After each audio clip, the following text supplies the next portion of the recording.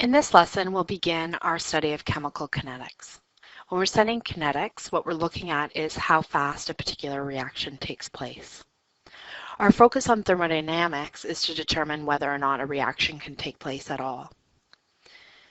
And when we revisit thermodynamics after this particular chapter, you'll be able to see specifically how we use thermodynamics to do that.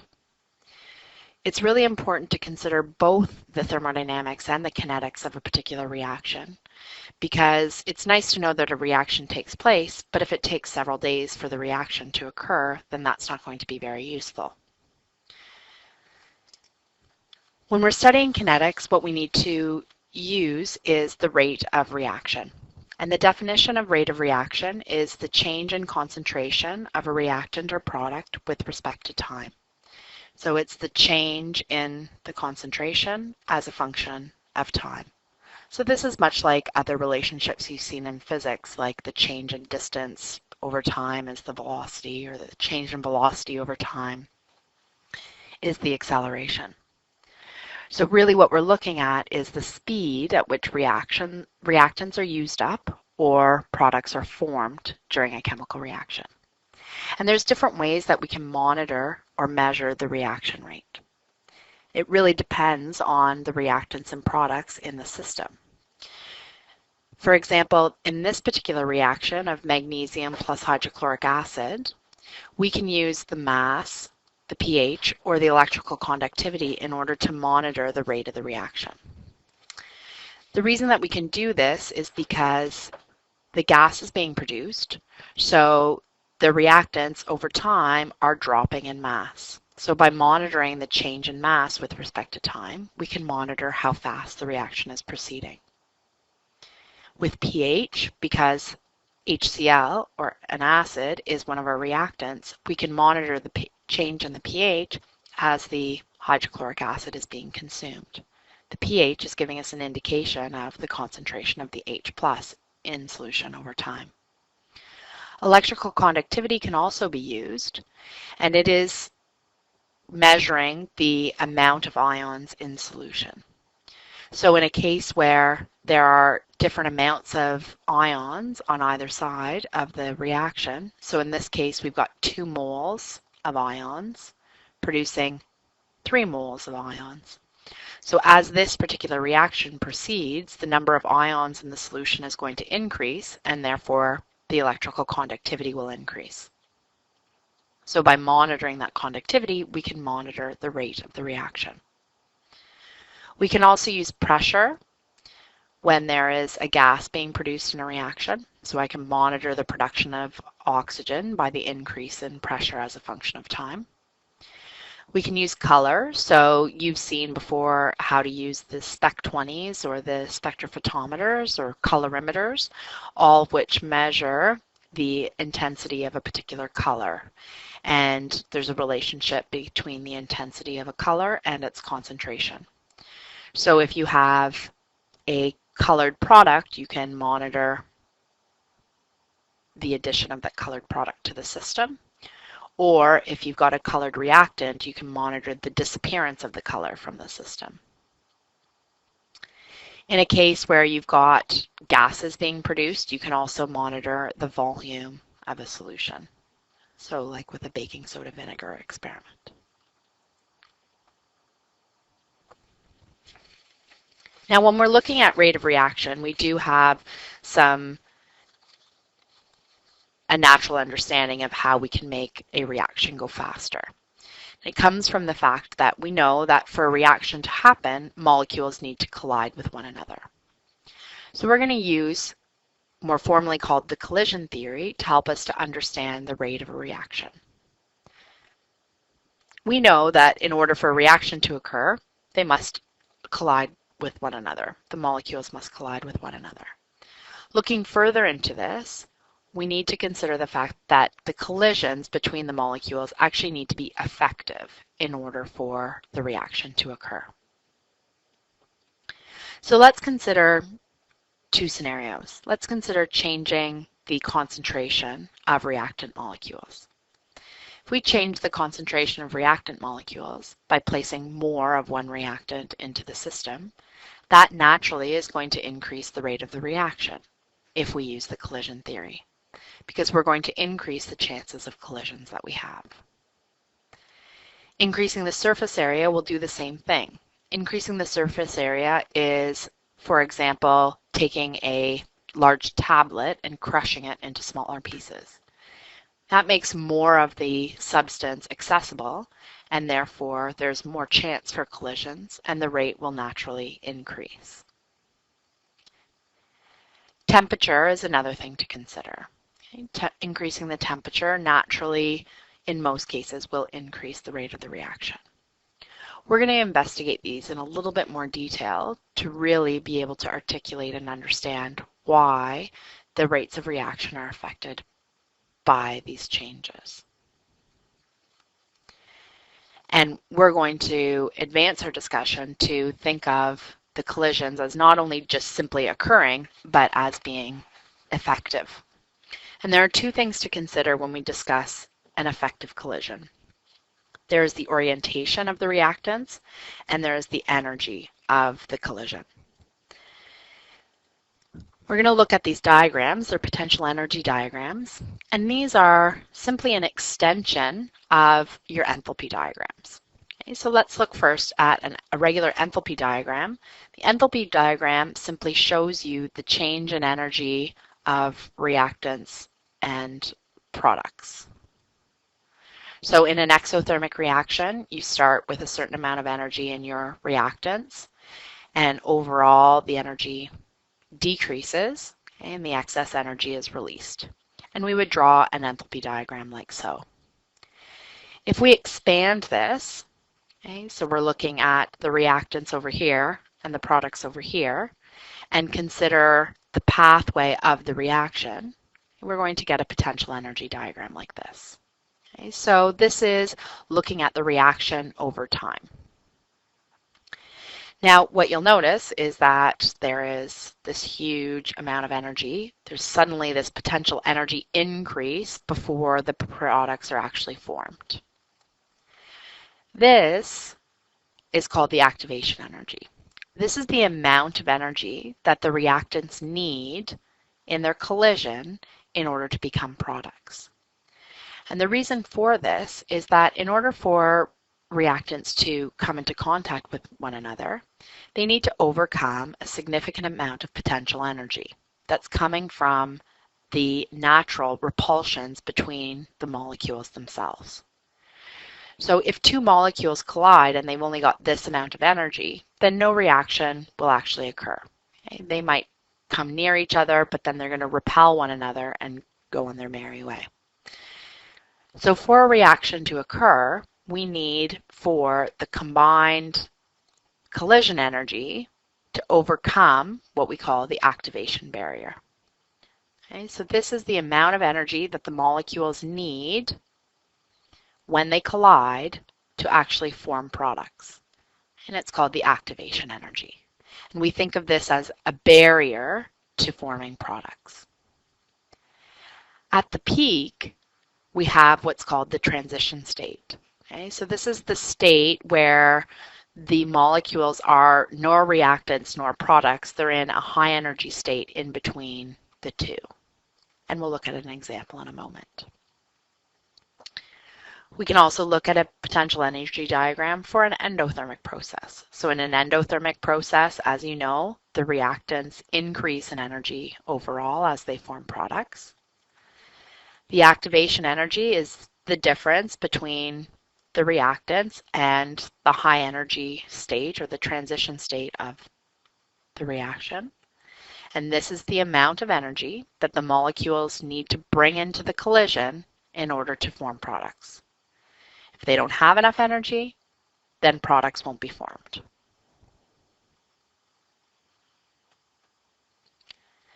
Okay, so when we're talking about effective collisions, they need sufficient collision energy, and the molecules also need to be oriented properly. Let's look at, for example, a reaction between H2 and Cl2 to form 2HCl. In this reaction, we want to break the bond between H and H and between Cl and Cl, and we want to form bonds between two sets of HCl's. So this is an example of how these molecules should collide in order to successfully form products. Okay. As they approach one another, they go to the transition state, where we're in between the two states of reactants and products. These bonds aren't quite broken, these bonds aren't quite formed. So this is my high energy transition state. When the bonds are formally broken and formally formed, then we have our products of HCl. Okay, we've got two HCl molecules that go off in their own Now these two examples are examples of unsuccessful collisions, so they're not effective. If the H2 and the Cl2 collide side-on, we're not going to be able to form the products of 2HCl.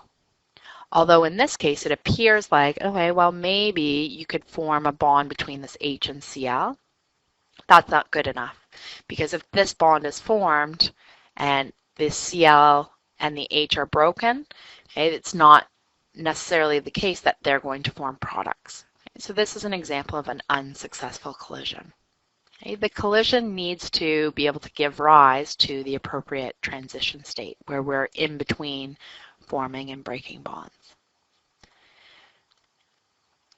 If the chlorine and hydrogen collide on an angle, it's the same thing. Although this collision might allow the bond formation between this hydrogen and this chlorine, okay, this chlorine and hydrogen are left out, and therefore this reaction is not possible. So when we talk about effective collisions, we need to consider both the orientation and the amount of energy that the reactants and products, that the reactants need in their collision. Okay, so let's look at how to draw some potential energy diagrams, taking into account the activation energy and the overall change in energy of the system. Okay, so in reaction 1, the change in energy is -10.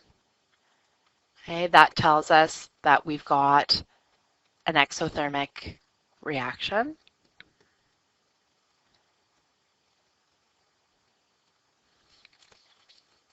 With 10 kilojoules being released, and the activation energy for this is 15.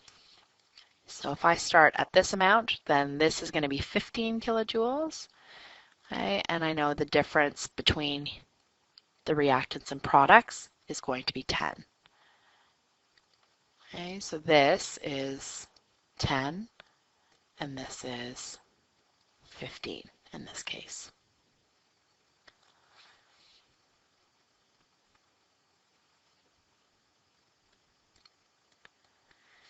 Okay, now keep in mind that this delta E is also the delta H for the reaction. And we're being proper by saying delta E because this is a potential energy curve.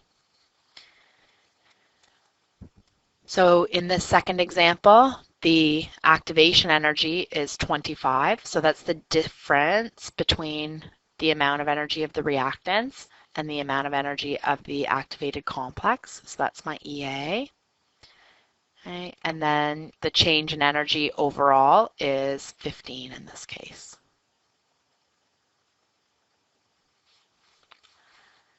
Okay, and when we say reaction progress, okay, that could be monitoring the reaction over time. Okay, it's also possible for us to monitor, for example, the bond lengths of a particular reaction. So that's why we are a little bit general in our words there. In this third one, it's an endothermic reaction. So overall, the energy is increasing by 5 kilojoules. The activation energy is still the difference between the reactants and the activated complex. So this is still my activation energy, and this is still my delta E.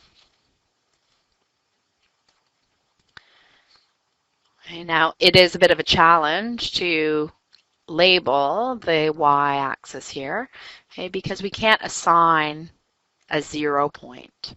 Okay, we don't know the actual initial amount of energy or the specific final amount of energy of the reactants or products. So that's why we can only show the changes, and we know that the difference between these 2 points is 10 and the difference between these 2 points is 15. Okay, we don't know the specific initial or final, okay, which is pretty standard for a potential energy curve. Now, we can use this information to decide which reaction is going to be the fastest. Okay? And if we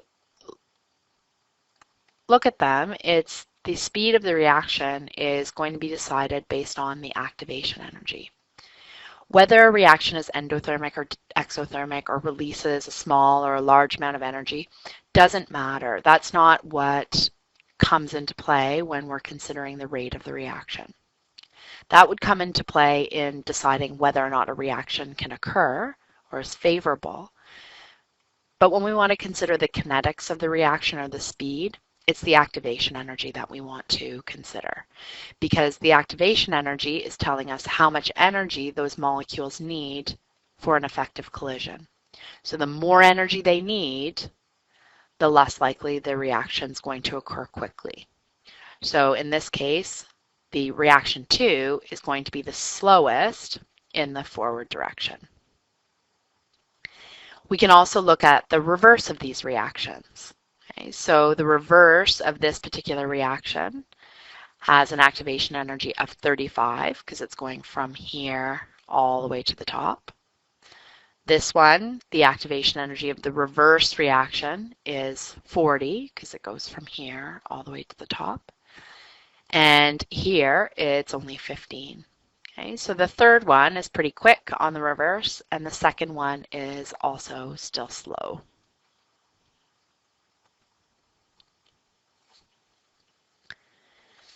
Okay, collisions are important for the reaction, and having effective collisions with the right amount of energy is important.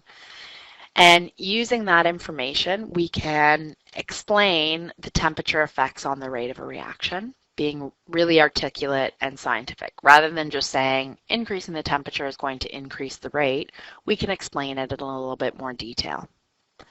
We know that the temperature gives us the average kinetic energy of the particles in the system. So what we want to do first, before we explain the effective temperature on the rate of the reaction, is we want to understand the relationship between the kinetic energy and the particles in the system.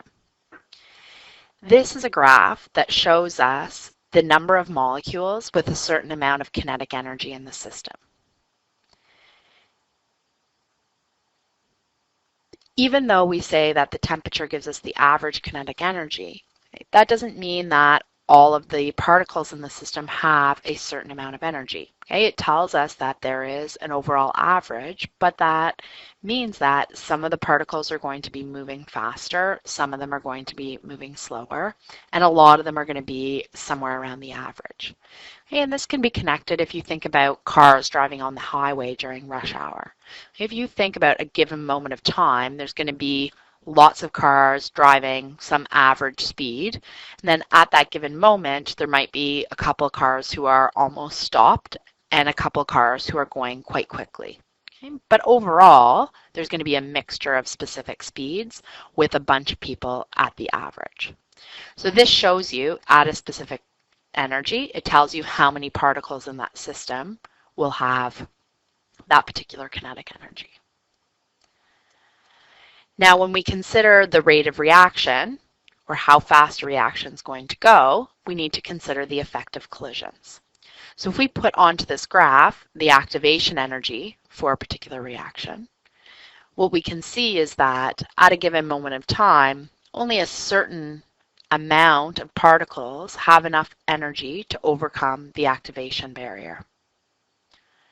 So the majority of the molecules at this particular temperature, for this particular example, do not have the correct amount of energy in order to react. So what we want to do is look at what happens when we change the temperature. If you change the temperature of the system, what that's going to do is increase the average kinetic energy. So right now, the average is somewhere around here. With a distribution curve like this, if we increase the average, this is what's going to happen.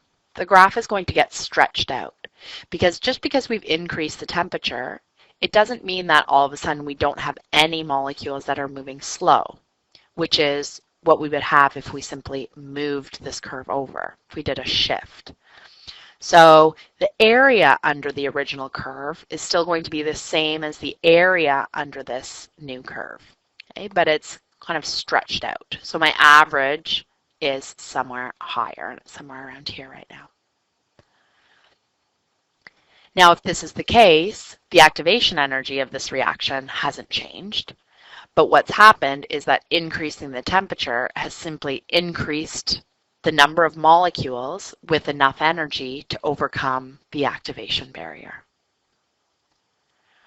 So that's how temperature affects the rate of the reaction. It doesn't simply make it go faster, as it would be nice to just say. If we want to explain it quite scientifically, we need to say that increasing the temperature increases the average kinetic energy of the particles and increases the number of particles that have enough energy to overcome the activation barrier.